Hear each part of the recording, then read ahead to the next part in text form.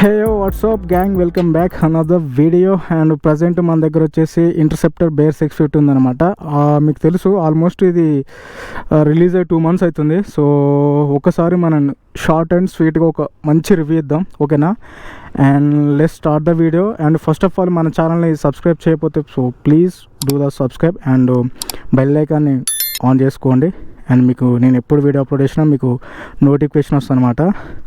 So ఒకసారి bike start చేసి చూద్దాం. సో దీని పర్ఫార్మెన్స్ ఎట్లుందో ఒకసారి టెస్ట్ చేసి చూద్దాం అనమాట. సో దీని కలర్ వచ్చేసి పెట్రోల్ గ్రీన్ అనమాట. అండ్ హ్యాండిల్ బార్ ఇట్లుంటుంది చూసుకోవడానికి. మనకి ట్యాంక్ ఇది ఉందన్నమాట. సో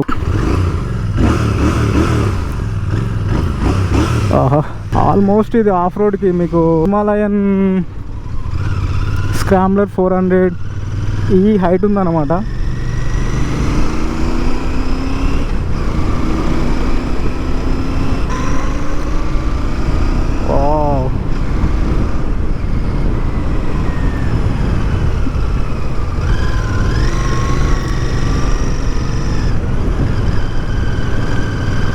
బైక్ మాత్రం సాలిడ్గా ఉంది బ్రో, నిజం చెప్పాలంటే. అండ్ ఈ బైక్ తోలుతుంటే సంథింగ్ అసలు స్టడీ అండ్ మనం ఎంత స్పీడ్ పోయినా కంట్రోల్ చేయొచ్చు అన్న కాన్ఫిడెంట్ మనకి ఇస్తుంది అనమాట బైక్. సో ఇది కంప్లీట్గా రోస్టర్ కాదు, ఆఫ్ రోడ్ కూడా యూజ్ చేసుకోవచ్చు. ఇది రాయల్ ఎన్ఫీల్డ్లో ఫస్ట్ స్క్రాంబ్లర్ బైక్ అని చెప్పుకోవచ్చు. సో ఇదనమాట మన ట్రాంప్లో రిలీజ్ చేసారు మొన్న రీసెంట్గా స్క్రాంబ్లర్ 400. సో దాని టైపు ఇది 650 రిలీజ్ చేసారు అన్నమాట, స్క్రాంబ్లర్ టైపు. హ్యాండిల్ బార్ కూడా మంచిగా ఉంది. సో మీకు స్పీడోమీటర్ ఇది చూసుకుంటే వాడు స్పీడ్ లైక్ షోరూమ్ వాళ్ళు తీసేశారు అనుకుంటా, మేబీ ఇంకా ఫిక్స్ చేయలేదేమో.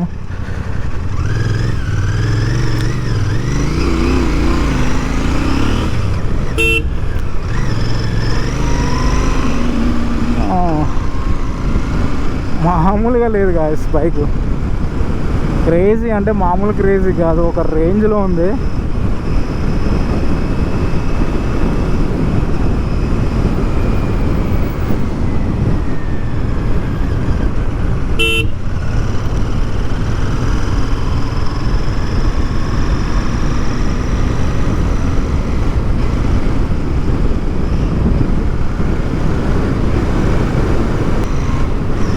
కంపేర్ టు ఇంటర్సెప్టర్ ఏం లేదు, జస్ట్ సేమ్ ఇంజన్ అన్నమాట. లైక్ వీళ్ళు ఏంటంటే కొంచెం స్క్రాంబ్లర్ టైపు గ్రౌండ్ క్లియరెన్స్ కొంచెం ఎక్కువ పెంచారు అన్నమాట. అండ్ సీట్ హైట్ పెంచారు.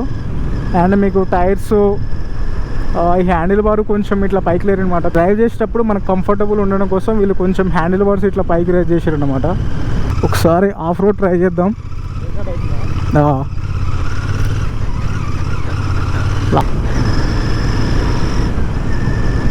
నీకు మీరు చూసుకోవచ్చు హ్యాండిల్ బార్ కూడా ఎటు ఓబుల్ అవుతలేదు, స్టడీగా ఉంది. బైక్ సిట్టింగ్ పొజిషన్ కూడా కంఫర్టబుల్గా, అంటే లైక్ ఎట్లా అంటే జీటీగా అనుకో లెగ్స్ ఇట్లా పైకి లేపి ఇట్లా బ్యాక్ సైడ్ పెట్టుకోవాల్సి వస్తుంది. సో ఇదైతే అట్లా ఏం లేదు, కంఫర్ట్గా ఉంది. కంఫర్టబుల్ రైడింగ్ అన్నమాట. నో అసలు ఎంత దూరమైనా వెళ్ళిపోవచ్చు ఇట్లా ఉంటే. బ్రేక్స్ చూడండి మీకు, మొత్తం స్కిడ్. ఇది డ్యూయల్ ఛానల్ ఏబిఎస్ అనమాట. మీకు కావాలి ఆఫ్ రోడ్ చేసేటప్పుడు సో వెనక ఆఫ్ చేసుకోవచ్చు ఏబిఎస్.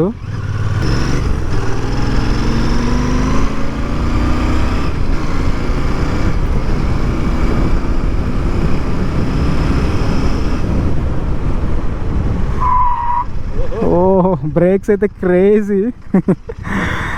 అండ్ నాకైతే గాయస్ బైక్ మంచిగా ఉంది. కొంచెం నేను చెప్పేది ఏంటంటే లైక్ ఈ బైక్ తోలాలంటే కొంచెం మినిమం హైట్ ఉండాలన్నమాట. నా హైట్ వచ్చేసి 5.6 అనమాట. కొంచెం కాళ్ళు ఇట్లా కొంచెం పైకి లేపాల్సి వస్తుంది.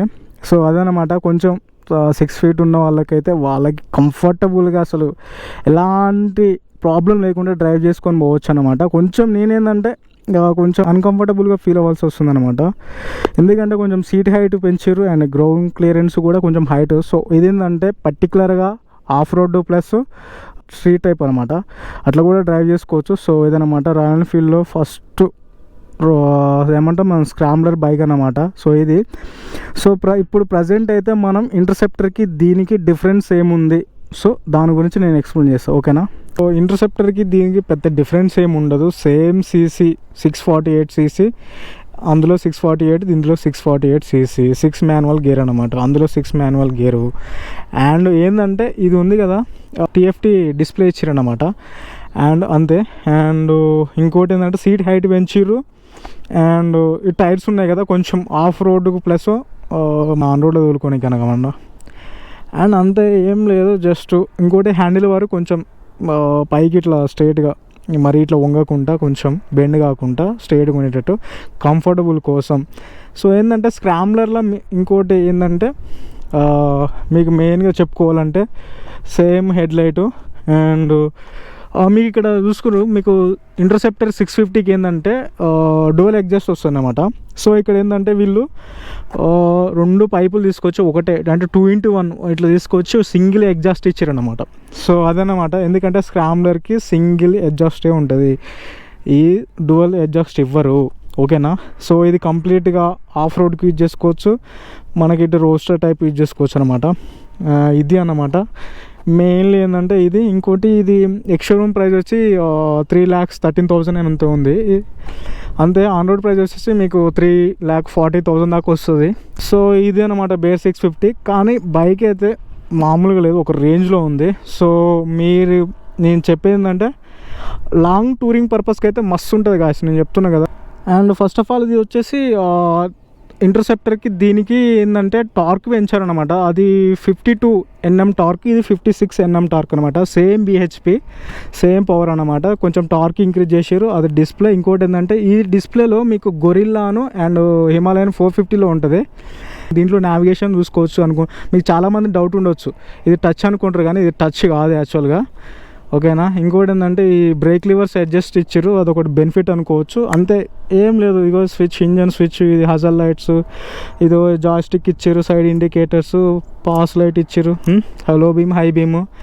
ఇంకో ఏమంటాం 30 లీటర్స్ ట్యాంక్ కెపాసిటీ అనమాట ఫ్యూల్, 6 గేర్ మాన్యువల్, అంతా. ఏం లేదు, కాకపోతే కొంచెం ఫుట్ రెస్ట్ ఇవి రగడ్ ఇచ్చారు అనమాట ఆఫ్ రోడ్ కోసం. సో అంతే గాయస్, ఏం లేదు.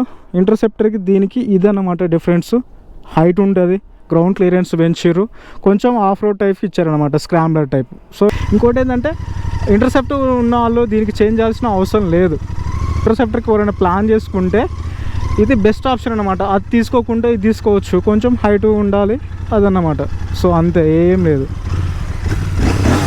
ఎగ్జాస్ట్ కూడా క్రేజీగా ఉంది గాయస్, నేను చెప్తున్నా కదా, మంచిగా ఉంది బైక్, స్టేబుల్గా ఉంది, హ్యాండిల్ బార్ ఓబుల్ అవుతలేదు, ఒక కంఫర్టబుల్ రైడ్ మీరు దీని మీద చూస్తారన్నమాట. అంత కంఫర్టబుల్గా ఉంది, ఎక్కువ స్ట్రైనబుల్ లేదన్నమాట.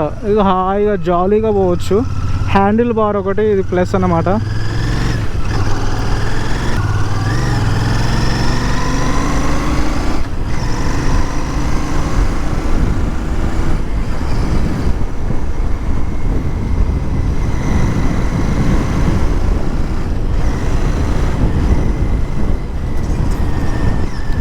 కానీ ఎప్పటి నుంచో రాయల్ ఎన్ఫీల్డ్లో స్క్రాంబ్లర్ ఉంటే బాగుండు అనుకున్నా. సో ఫైనల్లీ వీళ్ళు స్క్రాంబ్లర్ ఇచ్చిరన్నమాట. ఎందుకంటే కొంచెం వేరే వాటితో పోల్చుకుంటే రాయల్ ఎన్ఫీల్డ్ ఏంటంటే కొంచెం అఫోర్డబుల్గా ఉంటుంది, కొంచెం బడ్జెట్లో కూడా ఉంటుంది అన్నమాట. వేరే ఒకటి కాదు, ఇది ఓన్లీ కంప్లీట్గా ఆఫ్ రోడ్. బట్ మరీ నేను అడ్వెంచర్లో చేస్తా అంటే కష్టం, ఎందుకంటే బైక్ హెవీగా ఉంటుంది అన్నమాట. నార్మల్గా ఇప్పుడు ఎక్స్పల్స్ ఉంది, దాంతో నువ్వు మొత్తం ఆఫ్ రోడ్ ఇష్టం ఎట్లా పడితే అట్లా చేసుకోవచ్చు. బట్ దీన్ని అంత అడ్వెంచర్ చేయలేమన్నమాట. జస్ట్ ఆఫ్ రోడ్ పర్పస్ నువ్వు లదాఖ్ వెళ్ళిపోవచ్చు అనమాట, సింపుల్గా వెళ్ళిపోవచ్చు లదాఖ్. సో ఇది గాయస్, ఐ హోప్ మీకు కంప్లీట్ కావాల్సిన ఇన్ఫర్మేషన్ ఇచ్చిన అనుకుంటున్నా. సో ఈ వీడియో నచ్చితే లైక్ చేయండి, అండ్ మెయిన్లీ వీడియో షేర్ చేయండి. అండ్ మన ఛానల్ ఎవరైనా కొత్తగా చూస్తే ప్లీజ్ సబ్స్క్రైబ్ చేయండి, ఓకేనా. అండ్ నెక్స్ట్ వీడియోలో కలుద్దాం. Bye, piece.